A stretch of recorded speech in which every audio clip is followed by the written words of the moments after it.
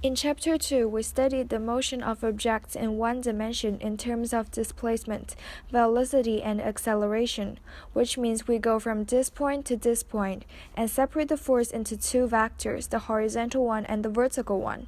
For instance, including purely vertical motion of falling bodies undergoing acceleration due to gravity. Now we examine the more general motion of objects moving through the air in two dimensionals near the Earth's surface. These are more common in reality, such as the golf ball, a throw and baited baseball, kicked footballs, and speeding bullets. These are all examples of projectile motion, which we can describe as taking place in two dimensions. Although air resistance is often important, in many cases its effect can be ignored, and we will ignore it in the following analysis. We will not be concerned now with the process by which the object is thrown or projected. We consider only its motion after it has been projected, and before it lands or it caught. That is, we analyze our projected object only when it is moving freely through the air under the action of gravity alone. Then the acceleration of the object is due to gravity, which acts downward with magnitude g equals to 9.8 meters per second square, and we assume it is constant. Just now, I defined what is the projectile motion, and next I will come up with two examples with solution to prove how to solve this kind of problems, and then it will come to a summary. Example 1. According to our physics textbook in sections 3 to 6, the examples 3 to 4, driving off a cliff. A movie stunt driver on a motorcycle speeds horizontally off a 50-meter high cliff. How fast must the motorcycle leave the cliff top to land on level ground below, 90 meters from the base of the cliff where the cameras are? Ignore air resistance. Before solving the question, there are some things that need to initially proved. First is that we suppose y direction to be positive upward with the top of the cliff as y initial equals 0. The x direction is horizontal with x initial equals 0 too at the point where the motorcycle leaves the cliff. And also in the horizontal x direction, the acceleration a equals 0, so the velocity is constant. And the value x when the motorcycle reaches the ground is x equals to positive 90 meters. However, in the vertical direction, the acceleration is not 0 anymore. It's due to the gravity, but it is negative gravity, which equals to negative 9.8 meters per second square, because just now we state that positive upward in y direction. So in here, the acceleration is negative, and the value of y when the motorcycle reaches the ground is y equals to negative 50 meters. The reason is the same, and we need to remind ourselves of negative and positive. The initial velocity is also given, and very obviously. Now we can use the equation like this.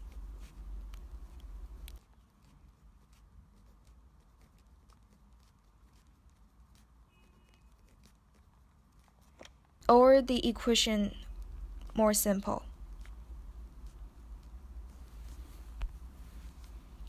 After that, we solved for t and said that y equals to negative 50 meters, and t is solved like this.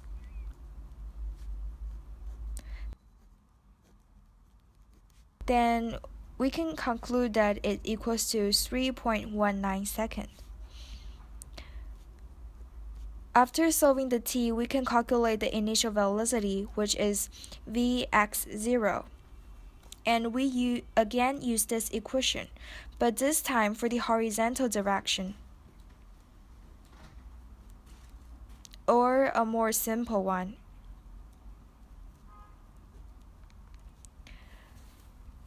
Then initial velocity is simply x divided by t, and this is 28.2 meters per second, which is about roughly 60 miles per hour and 100 kilometers per hour. Our first question is simply solved then.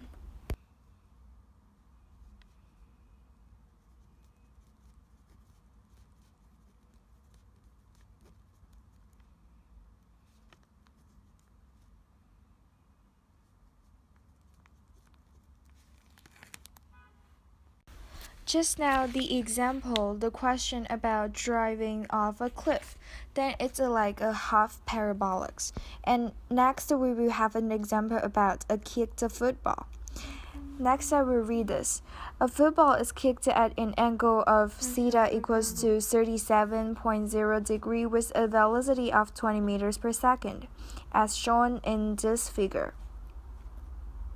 Calculate first, A, the maximum height, B, the time of travel before the football hits the ground, C, how far away it hits the ground, D, the velocity vector at the maximum height, and E, the acceleration vector of maximum height. Assume the ball leaves the foot at ground level and ignore air resistance and rotation of the ball. This example is on page 58 of chapter 3, sections 3 to 6. And next, I will come to the solution. First, it's very important to solve out the initial velocity. Use cosine 37.0 degree and sine 37.0 degree. And they are all multiple to 220 meters per second. And these are the velocity of vertical and horizontal one. And here comes to the first reminder. We consider a time interval that begins just after the football loses contact with the foot until it reaches the maximum height. During this time interval, the acceleration is g downward, and at the maximum height, the velocity is horizontal. So Vy equals 0, and this occurs at the time given with Vy equals 0. Thus, t can become out like this, and it equals to 1.22 seconds. From this equilibrium with y0, which is y initial equals 0, we can have that the equation like this. We solve out that y equals to 7.35 meters. Alternatively, we could use another equation as well to solve for the y, and found that these two equations comes out with the same answer, so they can all be used. Question A is then be solved. Comes to question B. Here we need to consider a different time interval, starting at the moment that the ball leaves the foot and ending just before the ball touches the ground. Remember to set y equals 0 at the ground level. Use the equilibrium and formula like this. Put all the things we know into it, and this equation can be easily factored.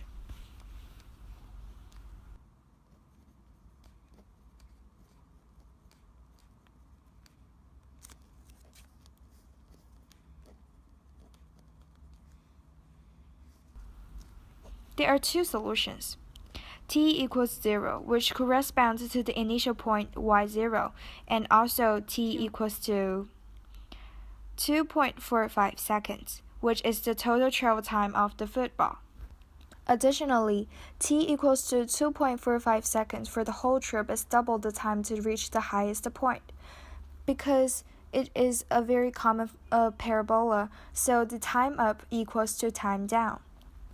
After solving the two initial questions, then the following question comes very easily. The total distance according to question C in the x direction is found by applying. With x0 equals 0 and ax equals 0, vx0 equals to 16 meters per second.